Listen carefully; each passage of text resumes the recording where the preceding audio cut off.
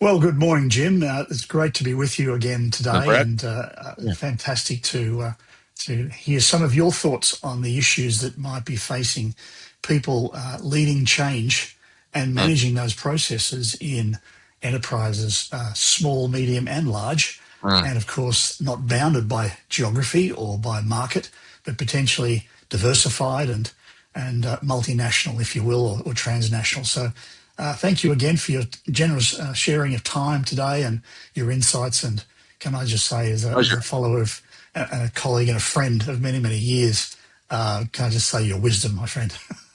So Wow, Brad. thank you Yeah. for sharing. Yeah.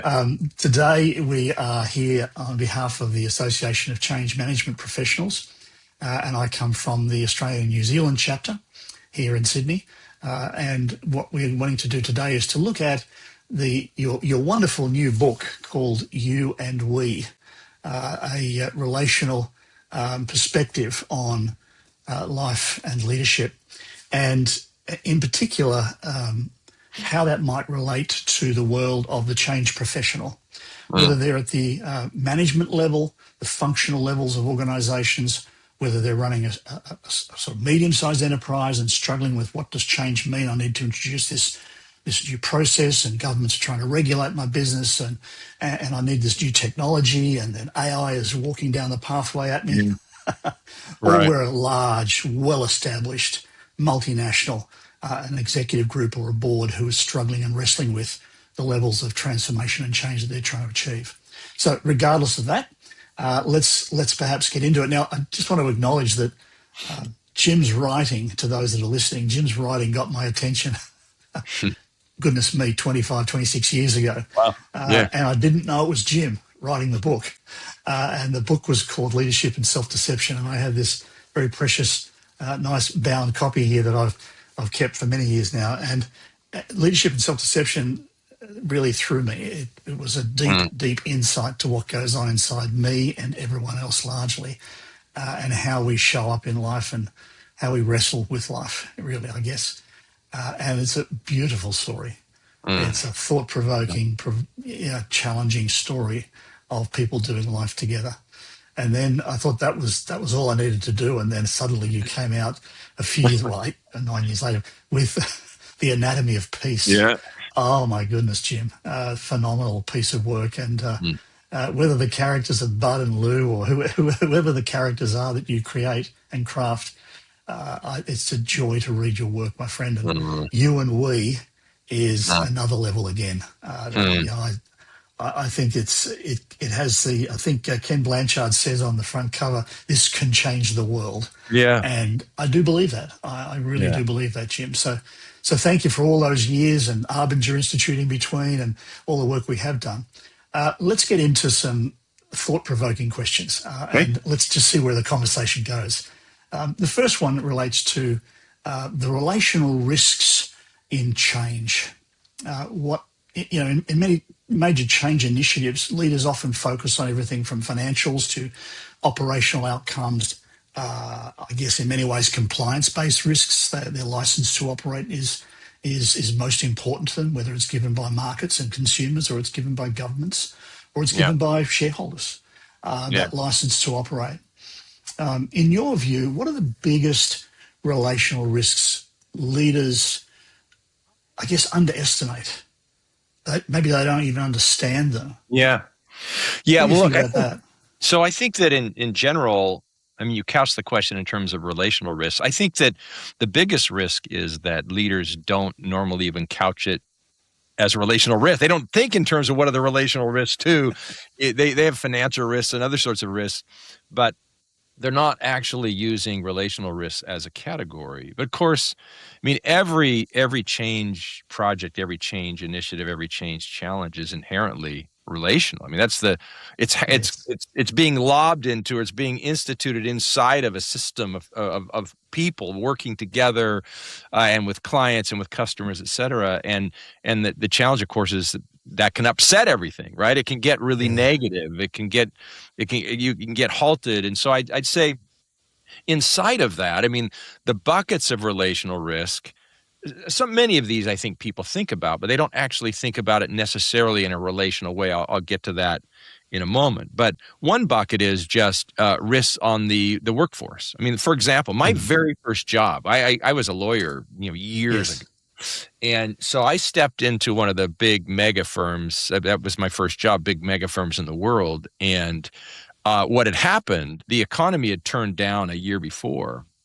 And 2 weeks before I started there, the firm did their first layoff in history, 10% of the workforce, but it was 10% of the young workforce. So it was the lawyers who were first and second, in some cases third years at the law firm. They were being let go. So I'm walking in the door while a lot of these other folks are walking out, not because they didn't perform well, but because, hey, I mean, the situation just called for their being dismissed. So that was this firm actually, part of its strength at the time was it was recognized for the strength of its culture, how it focused on its employees, and people had gravitated, and talents had gravitated to that firm. In large part for that reason, in addition to the very excellent highest level legal work that they would be getting involved in. And so there was a breach of trust, actually, is what people felt. And it took years and years for that firm to recover. Wow. It eventually did. They still had the bedrock values. They were rocked by it was an economic reality at that point they had to deal with, but they didn't get thrown off from the values level, but they had they, then it would have even been more challenging. But it was a massive impact on the firm. And not only on those who had to leave, also on those who stayed, because again, the contract had now changed. So broken. Yeah, it had been broken. So that's one level of relational risk, is just thinking about the employees as a group. But you can also think there's also families of the employees. There's the community. Yeah. I mean, there was another project I was working on where kind of the linchpin in the change management piece of this project was to help the executives think about what would be the effect on the community, what would be the effect on the union, what would be the effect on sort of thinking about relationally about these different sorts of constituencies and what the impact might be. And it's not just on them, because relation goes both ways. If there's an impact on you, for example, you'll have an impact back on me. I mean, this is all dynamic. Yeah. So, so true. Yeah. So I would say, so one bit of counsel I would give is to open the aperture when you're dealing with something like this, is who are the sort of the constituent groups that might be affected by this, for example, whatever it is that we're considering. And just really make sure, have we considered all of the issues at play there, how they might be affected, what they might do, how that might reverberate back, et cetera, et cetera. So that'd be one. Of course, I mean, you can think through a lot of other constituent groups as well. Customers, what's the impact on customers, on clients, on suppliers, on partners, all of these things. And then what's the impact on, whatever the change, what does it do? Because any change in a system sort of upsets the status quo, right? It's sort of, and then what might even happen now inside the people part of the business now, because we're in response to something different that we haven't been in response to. So all of those things, getting really fine about them. And first of all, asking the question, which very often isn't asked in the same way that you're going to sort of just crunch through the financial impact and other sorts of impacts. Getting really dialed into what the relational impact is, in my experience, is absolutely critical. Because at the end of the day, it's the people who are running the finances too. It's the people who are running the machines. Yeah. Everything is about impact on the people. Everything. So the classic, that's fantastic. So classic change management says we must do a stakeholder analysis. Yeah, right. And that'll include those constituent groups, of course. And I'm not here to trivialize the tool set, if I can call it that. But let's do a stakeholder analysis.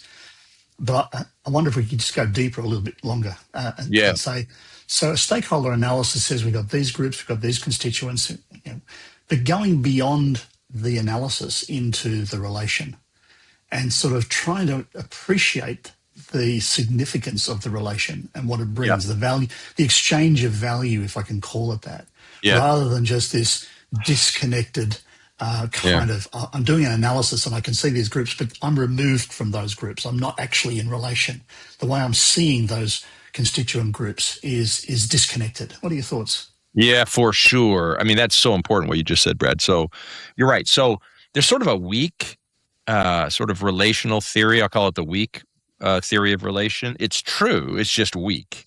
Mm-hmm. Um, it's true in that this group, like I will affect you, you will affect me. This group will affect that. This action will affect this group. That's still this still is assuming the sort of the as a fundamental sort of starting point, the separateness of each of these pieces Yeah, that just happen to exactly. affect each other. But in fact, what's going on is we're all actually connected. I mean, the way we've been working together has created what you might think of sort of a relational field where, yeah, we're Yes. affecting each other, but we formed each other. I mean, who we showing up to be, I mean, already has other people built into it. And we're all affected by this relational field, this space between us, if you will. And everything that's done, everything we do affects that space. It's not just that affects this group over there, this person over there. And this is partly what I meant with this law firm I was talking about.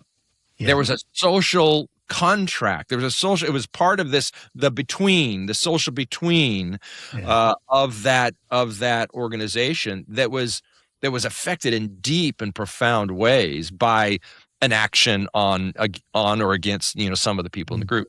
So if we can remember that what we're doing relationally is not only affecting that person or group over there, it's that relation across the system itself is being affected by everything we're doing, which is affecting us, which is affecting them.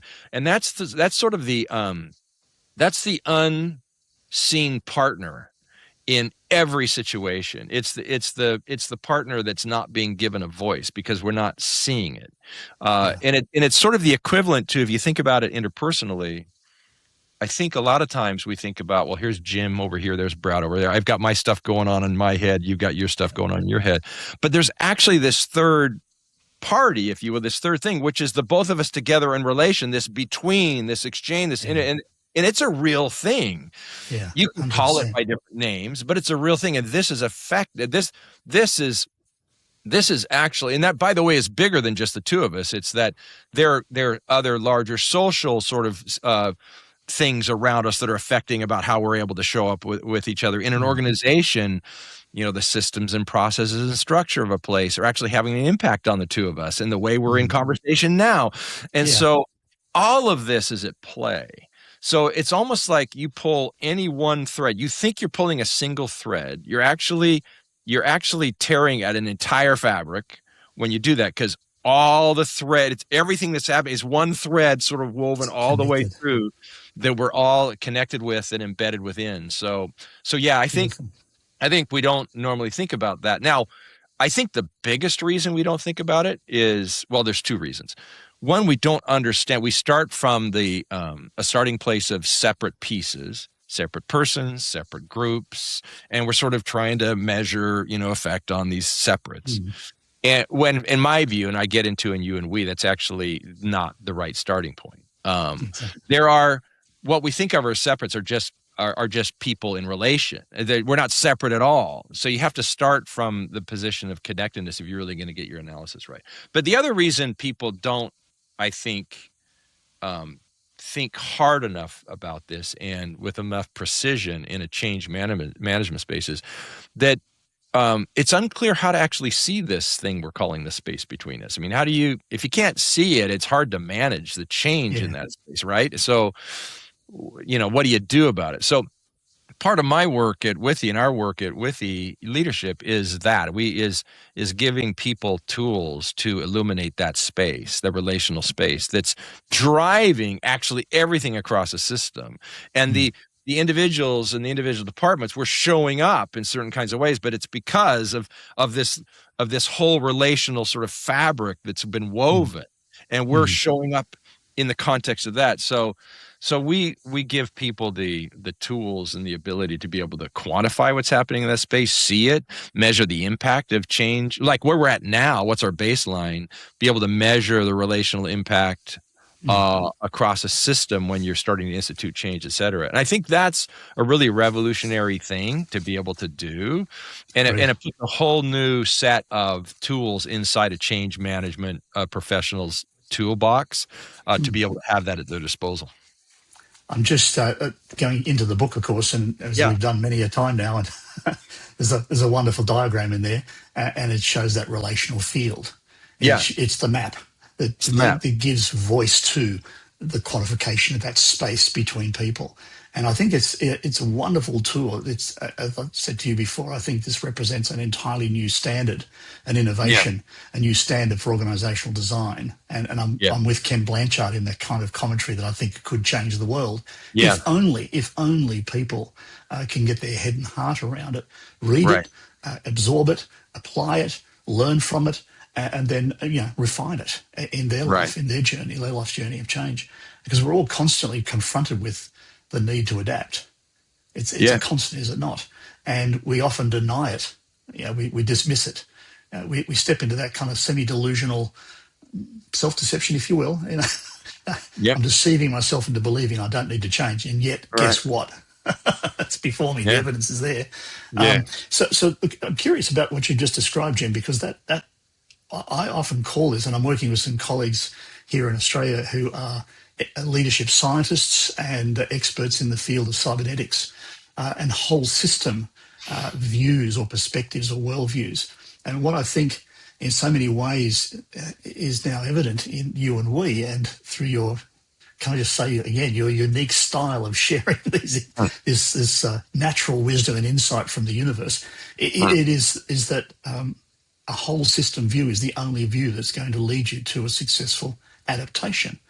And whether you're talking about Stephen Hawking said it, Charles Darwin said it, it's the ones that adapt that actually are going to be the ones that succeed in life in many ways. Whatever that looks like. So what I'm just curious, with that whole system perspective, with the relational field mapping type tools that you and your colleagues have developed, which I think are absolutely brilliant. And every change manager, in my view, and every change executive or transformation director, whoever they might be by title and function, that's another rabbit hole we can get into, of course, another day, but regardless of titles and function. But if they could see that, then there's half a chance they can then talk about it. Get into some genuine dialogue about what they're seeing and experiencing, and then start making some more effective decisions that are less likely, this is my proposition, less likely to derail their change efforts. What are your thoughts on this notion? For sure. Absolutely. So I have a few thoughts coming out of it. So let's start on the systems point first. So there are a couple different ways to take a systems approach. One is you can think of systems as a collection of all the individual parts. You can think you're doing systems work, but we're talking about something deeper and more integrated than that, right? Absolutely. The parts don't have any meaning by themselves. They're all in response and in relation. They're out of this fabric. So unless we have a view of, if you think of the org chart of an organization as here's our system, you can think of, well, okay, all the people and boxes on the chart, those are the parts. Well, no, actually you have all the space on the chart, which actually connects all the pieces. If you don't have a view on that space, you don't have a view on the system yet. So so on this, the way we map, it's one thing to map what's going on in the relational space between. It's another thing to have a way to quantify what's better and what's worse in that space. What's going to get in the way of change? What's going to facilitate it? So the way I talk about it in You and We is I write about 5 levels of relation that can be happening in this relational space, and these apply between individuals in relation, between teams in relation, between departments, between whole companies and their customers and society for that matter. So at the lowest 2 levels of relation are killer to any change effort. They're actually where change gets sabotaged. The lowest level is what I call division. So when we're in relation in a division way, what's happening is that we're obstructing each other. Okay. I'm making your work harder. You're making mine harder. Perhaps we're getting in each other's way. Now, this doesn't have to be because I don't like you. I might like you and I can still be, and you might like me. We can still be at a division level. For example, Yeah. Well, yeah, exactly. So the system itself might be set up in such a way that it puts us at odds. As an Yeah. example, we might have Yeah. competing objectives. It's like that's the way it hasn't been thought through relationally. And so we put people at loggerheads against each other. So that's the lowest level of relation, division. The next level up is, and this is so common in a change management scenario, it's what we call subtraction. So at the subtraction level, I'm not obstructing, we're not obstructing each other, but we're resisting each other. Mm-hmm. Okay? Oh, yeah. So, you'll want to, I mean, very often interpersonal situations are very often change management situations. Anytime one person wants the other person to change, you're in the middle of a change management Correct. scenario. Absolutely right. And well, I mean, we all know this from personal experience. If I feel like you're trying to change me, I will typically resist that. We will go into subtraction mode on the relationship because now this is what, my prior writings around self-deception was about. This is sort of like wake people up to, wait, maybe I have a problem. Maybe this resistance itself is evidence of something that I've got to crack through. And I'm part of the problem. I'm a big part of the problem. Yeah, right. Exactly. Yeah. Cause it's relational. That's right. So that is so common in figuring out how to avoid, not just deal with, but better yet, avoid subtraction level relation in any change management situation is just critically important. Critical. Absolutely. And so you have to be able to see the space to see where that's happening, to know where it's happening, where to avoid it, and where to do the work. So that's that level. The next level up is also common in my experience in change management. And also it's not actively dissembling, but it's also not actively helping. And that's what we call, and what I call in the book, and I call addition. So at the addition level, we're coexisting. So what that looks like is if there's something happening in the organization, some big change thing, one of the ways people will respond to that is they'll just put their head down and ignore it.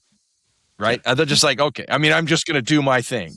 I'm going to pretend I've seen these things come and go, and this one's probably going to end up going to, and so I'm just not going to invest in it too much. I'm just going to do my work. So we're just coexisting. I'm not resisting anything. I'm kind of, at least overtly, but I'm just sort of, ignoring it. So that's an addition stance. That is, okay, I'm showing up and I'm adding whatever value I myself am bringing to the table, but that's it. And there's no pickup in the change initiative by how I'm showing up. So those are the lowest three levels of relation. Now, in a change scenario, in any organizational scenario where, the payoff is in the next two levels. And if you don't get into the next two levels on a change initiative, you're going to be dead in the water. Right. So you have the next level up, I call multiplication. At the multiplication level, we're collaborating. Now that's really positive. That's super helpful. So, but it raises a question: when someone's life is going to be affected by a change that's coming in, how am I actually going to be with them in such a way that they actually would want to collaborate with me on that? Yeah, that's a critically important question. And we can get exactly that right. Strategies on it. And then the next level up is really where the money is, because the highest level I call compounding. At the compounding level, it's beyond mere. I don't want to denigrate collaboration when I say mere, but it's beyond mere collaboration. We're true partners when we get to the compounding stage. So it's no longer, that I feel like change is being done to me and I'll help that happen. It's like, no, actually, I get conjoined with this effort. And as a result of that, maybe things happen that wouldn't have happened otherwise. It becomes my change effort as much as yours. I'm bought into it. I'm allowed to bring my own expertise, my own perspective to the table. Those matter to people. They're considered. As a result of the new things come out of that probably wouldn't have come out before. So the change effort is no longer just located in the change management department. It becomes something we're all bought into, and it's showing up in new and probably therefore surprising ways across an organization because there are different perspectives that have been lobbed into the middle of it. So that's compounding. Where we really are deeply integrating with each other. So those are what I call the 5 levels of relation, or in some contexts, I'll call those 5 levels of connectivity.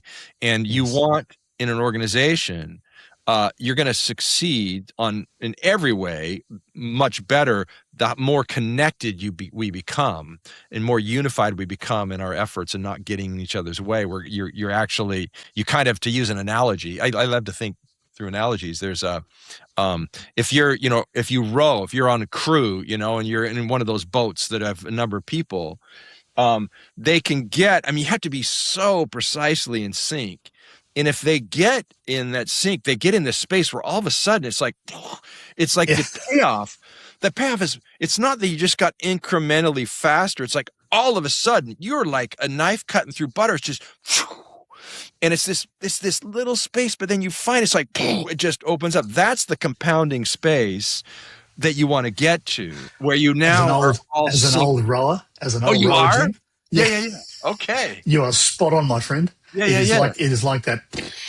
Suddenly you are just knife through butter. Absolutely, mate. Another analogy I use sometimes to make that point is playing in the center of the note. So musically, if you think of a treble clef, on a score of music, and you have a note, you have a quarter note here on a treble clef. Well, just let's blow that note up so it's like everything you see is just this quarter note. And right in the center of that note, you can get on the note, but if you can get a whole band or a whole orchestra or a group all getting right to the center of it, the sound, the same thing happens in the sound that happens on that boat when you're all rowing in that way together. It's just the sound all of a sudden just goes, it's like, it's sublime. Its power multiplies to such a degree, and you only get there if you care enough about the note and enough about each other and enough about who the note is being delivered to. It pulls you to the center of the note where you can get there. And that's really, that's the opportunity, of compounding. Yeah, that's gorgeous. Absolutely love that. And there's so many examples. You just reminded me of an example in Singapore once, many years ago with a client, and we brought an orchestra in. And we were trying to talk about leadership as the context of the conductor of the orchestra, not the players of the instrument. And the leader's influence is so profound. And this conductor has done this for many of their clients and organisations. And it was incredible, because what he did was he said, I'm going to let these orchestra players play their instrument to the score, to the music in front of them, but without my conducting. And it sounded okay. Yeah. But when the conductor came in, it sounded, to use your word, sublime. Yeah. It was it was not just another level. It was many, many, many levels of difference to the ear. Yeah. And it was just an amazing emergent, systemically we call it an emergent experience. It can't occur in any other way other than being on that note, on that boat, and in that orchestra with the conductor. It's just an amazing experience. There's a really cool documentary called The Master and His Pupil. I don't know if you've seen it, but it's about about a conductor, and I think he's Russian. I think he's conducting, maybe it's the Rotterdam Symphony. I can't remember for sure, but he has 3 pupils, and these are sort of apprentice. He's a master in the world. These are apprentice conductors, and he's teaching them, and so he's watching them as they're conducting, and then he'll step in and do a little something himself, and the lessons are really fascinating. So in one of these cases, he stepped in and he just barely used his fingers, just a little bit of tiny movement, but it just helped to connect the group. And there was a clarinet solo at one point, and he was just barely sort of expressing, what for him was coming out of the music and inviting that clarinet player right into the same place. Beautiful. And then the clarinet player made a mistake, and he turned to this pupil at that point. He said, "My mistake. Let's do that again." Now, this is a relational, my mistake. It's not the clarinet's mistake. Correct. And he actually took 3 cuts at that, and and he really drove in the point that the deep connection between the two of us. There's a little something on my end that's a little bit off, ends up being expressed differently through that clarinet, even though I'm not the one whose mouth is on the reed of that instrument. And that's true of everything. And that's true, by the way, in change management, where let's say I'm leading a change management project and things aren't going well. Well, the relational way, a part of a relational way, not just of analyzing the situation, but of considering myself within it, is to always be asking myself the question, how am I in the middle of this not going Yeah, well? exactly. Because I'm the conductor. There might be multiple conductors in a company, but I'm one of them Always in will this be. case. Yes. Yeah. Yes. And we're all in response. And so Yeah. how am I in what I'm hearing? How am I in what I'm Yeah. seeing? And recalibrating and getting in conversations that I need to as a result of that's really important. And I think It's it's critical. not done enough. Yeah. I agree, Jim. And in fact, the work that you've done for many, many years has deeply influenced how I teach and share and help my clients and my family and my community Mm. around the challenges of accountability. And so I want to thank you for that. Mm. One question that formed many years ago for me was, and I think there was a case study, I think, that I think you're involved with. Anyway, I think it might have come from Arbinger at the time, but and it was Citrix in the Yeah. UK. Yeah. And one of the guys, I think is Andy or Andrew. Anyway, these are developers of some software or some whatever, and they went to the people inside their own organisation, looking. It was a new product release or something or other. I can't remember all the details. Yeah. And they asked questions like, "How have we got in your way?" They actually didn't just self-analyze. They went to the people that they were there to work or collaborate with and Yeah. ask that profound accountability question: how are we getting in your way? How are we not helping you? Anyway, Yeah. with that example in mind, there's the wonderful question, which I've asked my granddaughters even, what's it like for you with me in your life? It's such a powerful accountability impact type question. Yeah. How can we do that more in the change profession, do you think? I mean, it's a fairly obvious question, but it's not one, I've never heard it used in my many, many years in the game. Yeah. So I think there's two ways to ask that question that you just raised, and I'm sure and one of them's really helpful, and one of them's not as helpful. And probably your conversations with your granddaughter, they've been really helpful because you've done it in the hell of a way. So here, I can go. Let's say it's the two of us. I could say, so Brad, how am I getting in your way? Well, and the problem I'm about to describe will be amplified when there's power differentials here Of between the course, person that's asking. part of the issue. Yeah, that's right. But that really puts you on the spot if all I do is say, how am I getting in your way? And a lot's going to ride on what kind of trust do we have already established? Do you feel safe to actually respond honestly to that question? What I found, and when I'm working with leaders, I'll help them to do one other thing before that. So the first thing that they need to do to help that go right is to first do a self-analysis. How do I think I've gotten in their way? I mean, I need to be. So when I show up to them, the person I'm asking the question to already feels like I've been asking myself that question. I've come up with some ideas even. True. So if I can come to you and say, Brad, I've been thinking about ways I've been getting in your way, and I'm sure I'm missing most of them. Okay. And I want you to help me with that. But this is what I've seen so far. I'm guessing that because of this and this, I think that probably is, because I'm late here, I didn't show up this way, or I bet that's put you in a less than ideal situation. In some cases, put you in a bad spot. Is that true? Yeah. So I'm going to come forward with some things I've thought of first, and then if I say, after I've done that, that's a way I'm proving I really care about that. I'm serious. Then I could say, okay, now here's the help I really need. I need you to help me to see what I'm missing. Good. Okay. Something like that. That opens the space. It makes it safer. Yes, it does. I lay that predicate before the conversation. Excellent.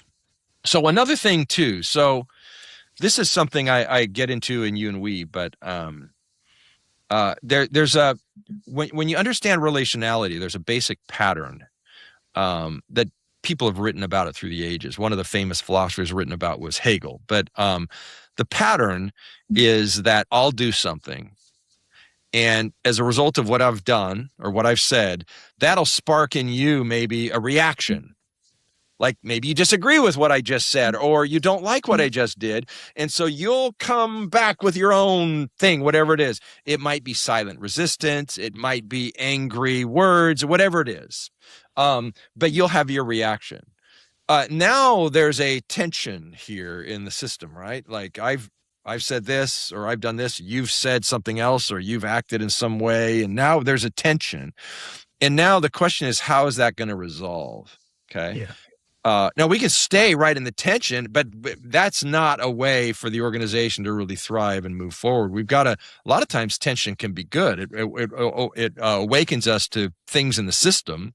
Now we can move beyond if these parties are both involved in that. Well, the philosophical way of talking about that pattern is that I have a thesis, you have an antithesis or an antithesis. And that forces now a synthesis. So in change management, and I know this is part of the discipline is to be methodical about this, but I just want to underscore this philosophically. It's that because it's so bedrock, is if you can pull the further forward you can pull that synthesis, so you don't, because every change in initiative is basically a new thesis we're throwing into the system. And then you get an antithesis, a whole bunch of antitheses actually throwing back at you. Okay. Now out of this, you have to resolve all these various things. And now hopefully you reach some synthesis. Well, if you can pull the synthesis forward, well, how do you early, even at the start, well, how do you do that? Well, one way is you'd get really good, more fine maybe than I've been in the past to think through who are all the people who would be affected by this and how. I've got to really think about that. And it's the same principle as what I just mentioned on that conversation about tell me how I've been making your life harder. It's that I've got to put in the work first. What do I think the impact might be? And then we got to go talk. I'm going to pull them in. It's not just going to stay in my head as my imagined, understanding. I might think I have it all figured out, but almost for sure, there are a whole bunch of things I'm not thinking about yet. And I'm not going to know that until I start to I need to get in conversation with these different sorts of parties. And so these are cross-functional. You want different strata in the organization. You want all the different views. So you got to pay the price to think it through yourself first. What do I think the impacts might be? Then you go out and then you start doing your research with the folks. And then if you do that in a way where this is something else I get into in You and We, when you get into an interpersonal interaction, those go best if you really connect with people. So it's not just having a meeting where you're gathering information. If you can actually develop real connection while you're doing that, and I get into it in You and We can dive in here if you want, but I get into, as you know, about what are the elements of that.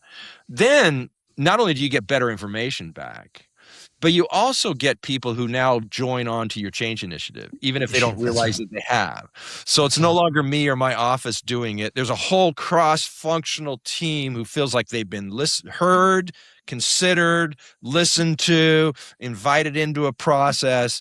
And you're now 50 yards into the thing working, because these are the folks that would have shown up at the division or subtraction level or maybe addition level in response to the change initiative.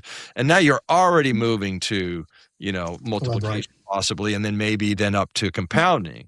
So if you can bring more of that work forward, that's just a massive gain for the whole effort, in my experience. Brilliant. Thank you, Jim. That's outstanding. And to be honest with you, this notion of accountability, I think, is one that you speak so strongly about in You and We. Accountability. Let's change programs frequently. It's down to individual accountability, and so much today, organisations and enterprises are still places of individualism. They're not places of collectivism, if you will. And this notion of a shared ownership you just referred to in a change initiative. So how does You and We, if you will, a way of thinking, we'll call it a mindset, we'll call it a perspective or a worldview, we'll call it an interpretation, but how does You and We shift responsibility for change from individuals to the whole system? Now, you just referred to it in a nice, tight little way. Can we dig a little bit deeper on that? Yeah. because risks emerge in all of that. And you've mentioned things like resistance. You've mentioned in so many words, but I'll use the word cynicism, which is alive and well in most enterprises. Well, it's just another Yeah. change effort. We'll hunker down. We'll let it ride. They'll be gone. They'll be sacked, and I'll still be here. I'll do just enough to survive in the meantime. We get into that sort of defensive, protective way of being. Perhaps if you could expand a little bit on that. Yeah. Okay. So I want to give you three categories of things, two of which are normally understood and the third normally isn't. And it gets confused with the second. Okay. So Yes, that's good. So one category, and these are all in play in an organization. One category are individuals. Okay. So there are individuals in an organization. That's one part of the reality. There's also a collective, if you're talking about an organization, because it is a thing itself. It's a company, it has a brand, it has stuff attached to it, it has systems and processes that are running, all these things. So you have the individual and the collective, okay? But there's a third space, and it's the space that we were talking about earlier. There's the relational, because it's actually, the relational is the space where the individual and the collective are actually, the individuals are in relation with each other, and with the collective. The collective is having impact on the individuals. I mean, the systems and processes and structure have a huge individual impact. The community of a place, the culture of a place, all has an impact.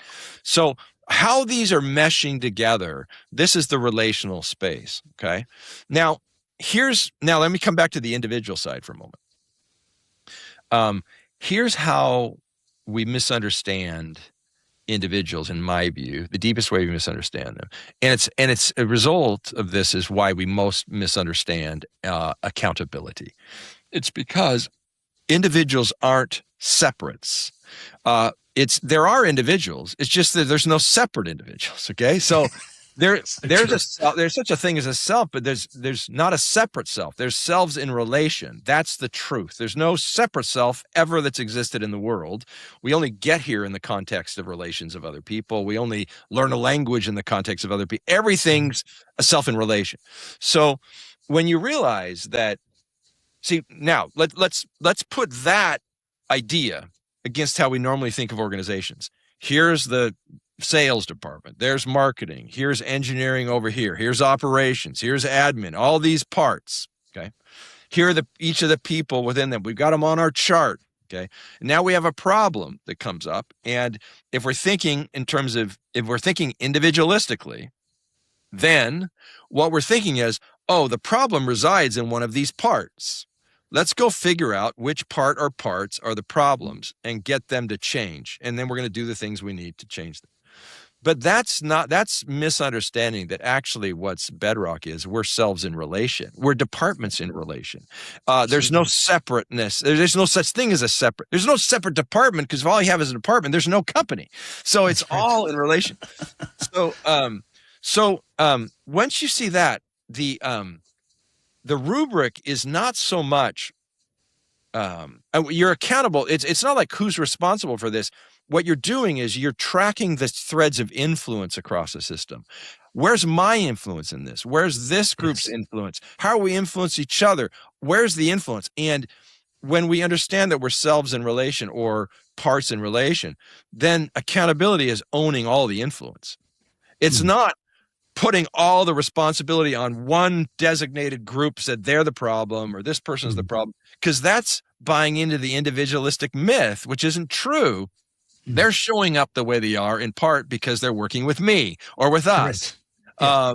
If there's a split in the executive team, it might be a little bit of rift up in the executive team. By the time you get down 4 levels in the organization, it's a canyon of what's on the impact, right? You've seen this 1,000 times. Too many times. Yeah, because it's all in response, all in relation. Yeah. And so if we're really serious about accountability, we have to get serious about tracking influence, starting with our own, and not shying away from that, and mapping that, right? You want to map the threads of influence and how are they intersecting and how are they affecting each other? Absolutely. Fantastic. Thanks, Jim. When you start talking about influence, I almost always go towards another really important word in life at large, which is trust. And when we start stepping into enterprise change, we start looking at levels of trust, or in many cases, it becomes synonymous with the word safety. Do we believe we're safe? That we Yeah. won't be punished, or we won't, suffer a penalty for doing anything? Turning up, much less breathing, much less getting engaged in my job role, or some sort of collaboration, as you say, at best in most cases. So during times of change or periods of change in human organisations, we will resist the opportunity to talk about non-human organisations, the potential impact and influence of AI and in various forms over the next period. But even today, how do leaders deal with this clear lack of trust, otherwise perhaps safety, interpersonal safety, psychological safety? How do they remove some of these hazards and risks from their change initiative? What are your thoughts on the fragility of trust and Yeah. safety in organizations? Seems to be Well, a perennial challenge. yeah. So I think at heart, if I don't trust you, it's because I don't feel like you're taking me into account Mm. or others into account. I feel like you're acting like a lone cowboy out there, acting in your best interest. And so I can't trust how you're going to respond or what you're going to do, because I don't think I'm going to be taken care of here. Mm. Yeah. And at the heart, that's a breach of the relational contract, the thing that's actually is, right? I mean, we are in fact in relation. And if you're acting like we're not, I'm not going to trust you. And I shouldn't trust you, actually, under those circumstances. And the same could be said of me. So I think in order to be trustworthy, the way that happens is we take responsibility for what we were just talking about, all the strands of our own influence across a system and on other people. We don't voice those on other things. We don't blame other people for those things we're seeing.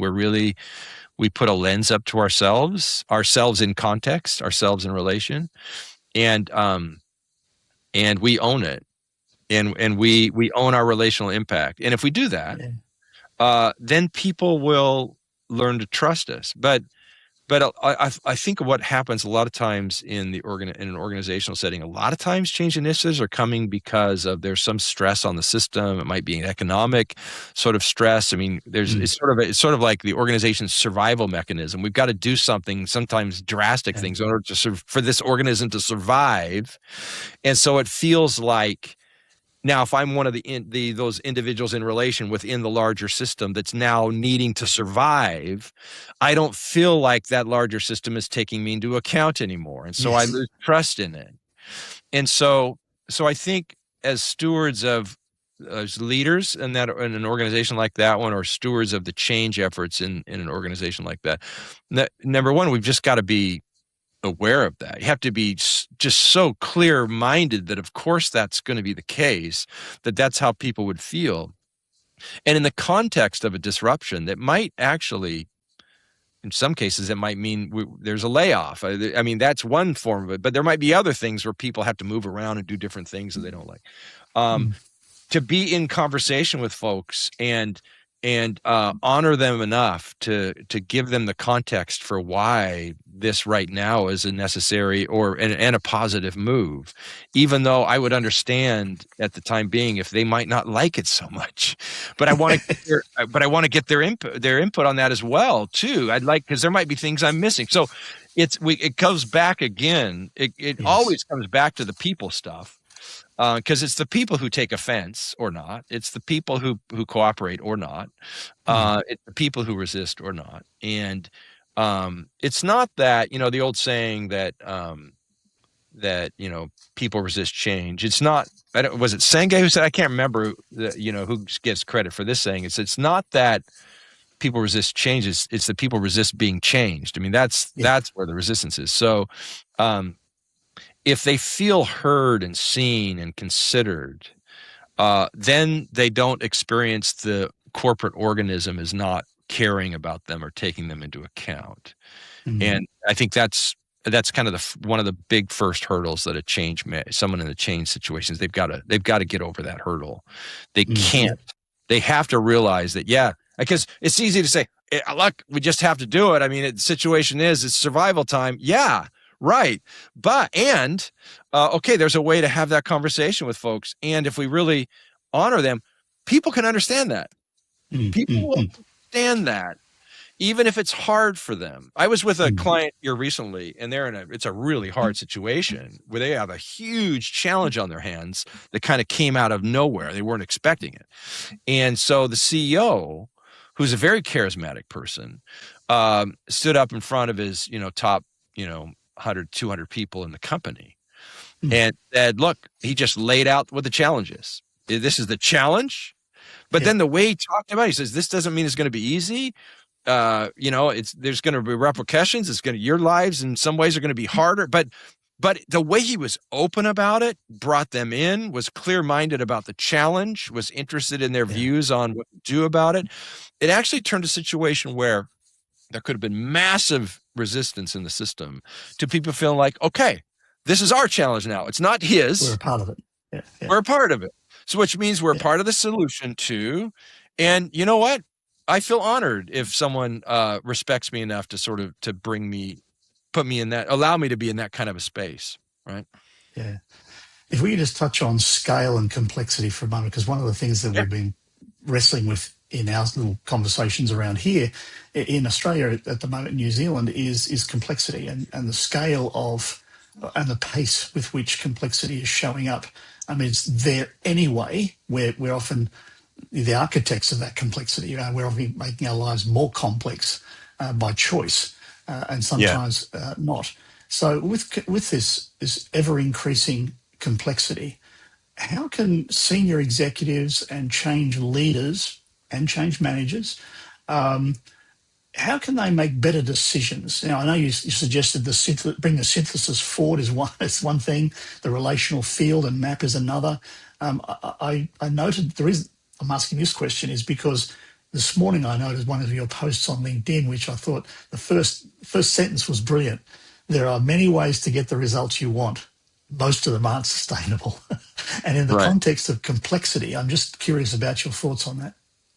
Yeah. Well, yeah. Wow. I mean, the world's changing so fast, and it's changing in ways that no one is sure what they actually end up meaning, right? On the other end of this change. So it's a really fascinating time. Look, I would say, in addition to the things we've covered already, I'll touch on one of the things we've covered already, and then I want to dive into a related topic that speaks to your question. When you have let's think of an organization dealing with complex situations, and then you have an organization that's organized in a complex sort of matrixed way, for example, in order to handle all these complexities that are coming at them. You can't have a brittle structure anymore to handle the complexities. It has to be able to morph and move. So that itself, that kind of agility is a kind of ever-changing complexity, right, inside a system. Yeah. Well, okay, so you can map your organization, all the parts and the subparts and all those things. But if you can stay clear-minded, one of the ways in my experience, you can stay on top of the complexity is just to remember that everything that's being generated in this organization is actually generated by the relational field. It's not generated by the parts. Yeah. It's like what's happening in the parts in relation. As we're touching each other, we're interacting with each other. Out of all that space pops all the output of an organization. So when you think about it that way, there's one thing. So can I get a hand on what the relational field is doing in the organization? That's one thing that brings a whole bunch of complexity into one space. And can I quantify it? Turns out you can. Can I see what's happening in different parts of the organization with the field, how it's morphing, how it's rippling, how it's not? Yes, you can see that. I mean, it's what we do at Withy. And if any of you, the folks who are listening to this, are very interested in that, reach out to you, reach out to me. I can absolutely. Yeah, happy to help. Through that. So there's another lens that can I think help to manage some of the complexity, and that is, of all the levers we have to pull, of all the things we could do as leaders or as change management professionals, everything we do falls really in one of four buckets. Okay. And so for me, you can the 1,000 things you're doing actually fall into 4 buckets. Okay, and it's helpful to be able to see that and how those are in a relation as well. So there's a whole bucket of things that are there's actually 2 buckets that have to do with the individuals in the organization. So all the individuals in the organization are doing things. They have the behaviors they're doing, the actions they're taking. That's one bucket. And that leads to, if you're thinking about what changes we need to make, then one question that follows from that is, are there changes in the individual behaviors of the people in this organization that are going to be important? And if so, what would those changes be? Okay. Another bucket that falls on the individual side of the street are the attitudes of the people in the organization. Because it might be that, hey, if we're really going to pull off this change, we can't pull off this change with the current attitudes that we have. So what changes in attitudes do we need to get to? And then what do we need to do in order to get to those, to help people to get to those different attitudes? So those are other buckets. So you have the behavioral bucket, you've got the attitudinal bucket, both in work with individuals. Then you have on what you called earlier the collective side of the street, you have systems, structures, processes of a place, kind of the machinery of the collective. Okay. Yes. Well, okay. So then the question is, what needs to happen to that machinery of the collective if we're going to be successful in this change initiative, right? And then you have on the collective side, the community of a place. Do we have the resilient sort of community that can actually take this on?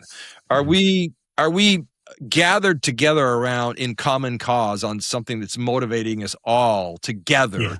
Same direction? For example, do we all feel that we belong there? Do we all feel like we matter? I mean, all of that stuff goes into the community of a place. So these are these 4 buckets: 2 on the collective side, the structure, systems, processes, and then the community. And then on the individual side, you've got the behaviors and the attitudes. And then the question for all of those, for me, and this is for me what's really clarifying in the midst of complexity. Okay, there's a million things happening across those 4 buckets, but the purpose of the things that should be happening, the purpose of the changes that we should be making in each of those 4 buckets actually go to one issue. Are the changes we're making in the system structures area, for example, are they enabling people to connect more helpfully across the system and furtherance of our objectives, or are they getting in the way of that? That's how you're measuring whether it's a helpful change. You're measuring it in terms of whether it's raising the relational field or not, because the relational field is what's generating everything in your organization. That's it, not the individual. Beautiful. So is the change generating that? Are the changes we're making trying to help people in the attitudinal space or in the behavioral space or around our collective community, are they actually generating, inviting, and rewarding higher levels of connection and relation and connectivity? That's how you measure it. So if you bring that lens to it, what seems like a million things are actually you're leveraging them toward in a single direction, and that I think makes it feel more manageable. Yeah. Jim, I love that. That is because I remember reading that white paper you wrote on the 4 quadrants, and that's essentially the 4 buckets you're referring to. Yes. It's a brilliant strategic lens for executive level decision making. Yeah. And it's a great aid, in my humble view. It's a great aid to change professionals and change managers throughout the world. And I think if anyone's interested, I just want to point you in the direction of Withy, their website. You can access their white papers and Jim's white paper, which he wrote a few years ago on this 4 quadrant approach to it's called wrestling with. Yeah, achieving 4-dimensional change is what that's called. 4-dimensional change. That's Withy.com. Withy with 3 I's at the end if you're trying to find it. Withy.com. .com, that's right. And that 4-dimensional change, or I had 4 quadrants in my head, so forgive me, but 4-dimensional change absolutely is a game changer for executives wrestling with complexity. So I think that's brilliant, Jim. Hey, Jim, I think we're almost out of time, but I really, is there anything else you wanted just to share with us briefly for the benefit of change managers? Because we've covered some great territory in our conversation today. Let me share one more idea. So I was talking to a friend and client here just recently, last week or so. Hmm. And he talked about the concept. One of the concepts I write about in You and We is horizontality. So this is in the connection section of the book. Like, how do you actually connect with other people? Like, not just Yeah. interact with them, but actually deeply connect. Well, to be horizontal means that in our interactions means that no one's above, no one's beneath.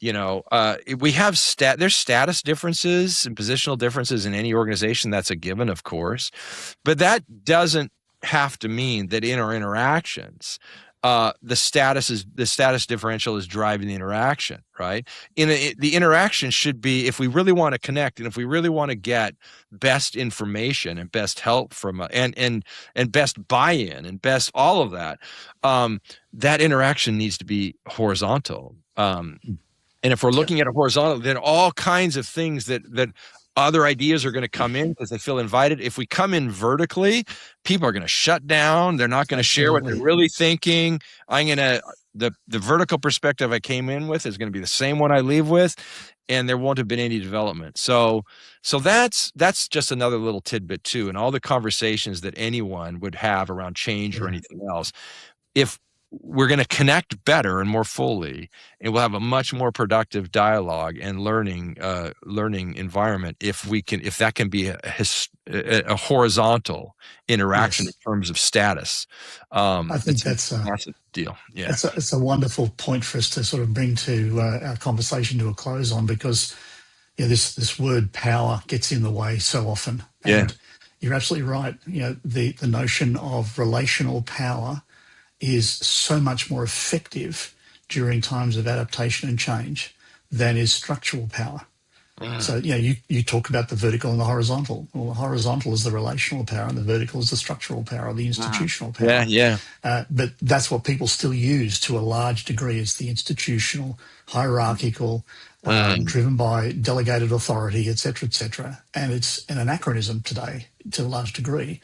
The relational power, as you rightly said, serves the relational field, which produces the emergent benefits. Exactly. And that's horizontal, right? That's horizontal. Whatever the structure is, it has to be horizontal. Yeah. It has to be horizontal. Yeah. I just want to touch one last word you just used at the end there, and it's been a field of study and practice of mine for some 30 odd years, and it's dialogue. And the reason I want to mention that, and maybe just get the last few words from you on that, is that dialogue is not taught. Our educational institutions don't teach it, in my experience. It's very hard to learn how to practice dialogue effectively. And I'm not here to diminish debate as a form of social discourse, but I'm curious about your thoughts around dialogue, because dialogue is deeply relational. True dialogue happens when we're in that horizontal relational space with one another.